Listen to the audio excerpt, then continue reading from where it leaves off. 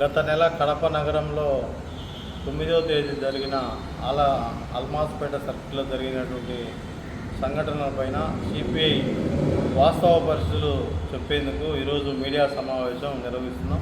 నా పేరు బాదుల్లా, సిపిఐ జిల్లా కార్యవర్గ సభ్యులు. నాతో పాటు కె లింగన్న, సిపిఐ జిల్లా సమితి సభ్యులు, అలాగే ఎస్ గౌస్, ఇన్సాఫ్ జిల్లా సమితి సభ్యులు. ప్రధానంగా గత నెల 9వ తేదీన జరిగినటువంటి వాస్తవాలు కొన్ని మీడియా ముఖంగా లేదా ప్రజలకు తెలియజేసేందుకు ప్రయత్నం చేస్తాం. ప్రధానంగా గత కొన్ని సంవత్సరాలుగా ముస్లింలు అలాగే హిందువులకు ఐక్యతగా కడప నగరం కొనసాగుతూ వస్తుంది.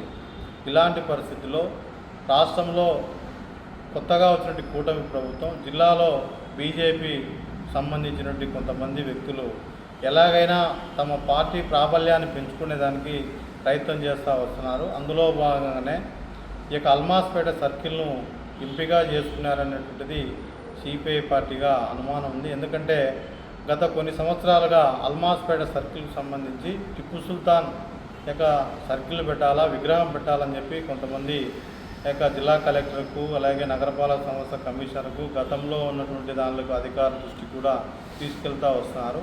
అలాగే గత జిల్లా కలెక్టర్ స్థాయి ఉన్నటువంటి కమిషనర్ గారు కూడల్లో అభివృద్ధి చేసే మూలంగానే అల్మాస్పేట సర్కిల్ను కూడా పెద్ద దర్గా నమూనా మినార్ను అక్కడ నిర్మించడం జరిగింది.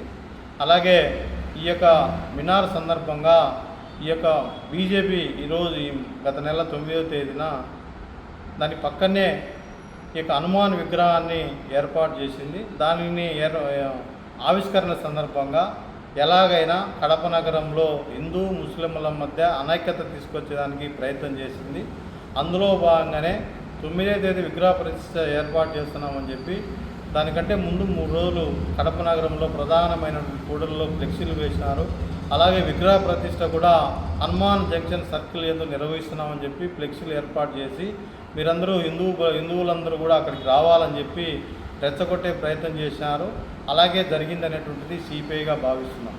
మరి ఆ రోజు కొంతమంది తెలుసుకున్నటువంటి ముస్లిం పెద్దలు అలియాస్ బాబుబాయ్ లేదా జాకీర్ మౌలానా తదితరులు ఆ రోజు సర్కిల్లో ఏర్పాటు చేసినటువంటి హనుమాన్ సర్కిల్ ఫ్లెక్సీని తీసివేయాలని చెప్పి స్థానికంగా ఉన్నటువంటి నగరపాలక సంస్థ అధికారులకు, పోలీసు అధికారులకు ఫోన్ చేస్తే సాక్షాత్తు డిఎస్పీ బాలస్వామిరెడ్డి మీరు సర్కిల్కు రాండి అని చెప్పి అక్కడ మాట్లాడతామని చెప్పి వాళ్ళని బాబుబాయ్ను, జాకీర్ మౌలానా వాళ్ళని కూడా పిలిచి అక్కడ హిందూ ముస్లింల మధ్య రెచ్చగొట్టే ప్రయత్నం లేదా జరగడానికి అతనే ప్రోవోకలేషన్ చేసినాడనేటువంటిది లేదా అధికార పార్టీలో భాగస్వామ్యమైనటువంటి వాళ్లకు పోలీసులు అండదండలుగా ఉన్నారనేటువంటిది వాస్తవాలు అక్కడ జరిగినాయి. ఆ రోజు జరిగినటువంటి వాస్తవం పక్కనే హనుమాన్ విగ్రహానికి లేదా ప్రతిష్టకు వచ్చినటువంటి వారందరూ ప్రొవొకేషన్గా సర్కిల్ నుంచి అక్కడికి పోయి మేము తీసేసేది లేదు, పోలీసులతో మాట్లాడతామని చెప్పి ప్రొవొకేషన్ చేస్తే ముస్లిమ్స్ కూడా పక్కనే ఉన్నటువంటి వారు కూడా ఉంటే ముస్లిం సమాజాన్ని కించపరిచే విధంగా లేదా రెచ్చగొట్టే విధంగా వెకిలి చేష్టలు చేస్తామని చెప్పి జంగిటి వెంకట సుబ్బారెడ్డి బీజేపీ జిల్లా అధ్యక్షులు సాక్షాత్తు అక్కడ పాల్గొనడం జరిగింది. ఒక వర్గాన్నే రెచ్చగొట్టే విధంగా హిందూ సమాజం ఉన్నటువంటి వాళ్ళందరూ అక్కడికి పోయి ముస్లిం మైనార్టీలపైన దాడులు చేసేందుకు రాళ్ళు రువే సందర్భంలో సాక్షాత్తు పోలీసులు కూడా తాలూకా సిఐకి దెబ్బలు తగ్గడం అనేటువంటిది ఆ రోజు జరిగినటువంటి వాస్తవం.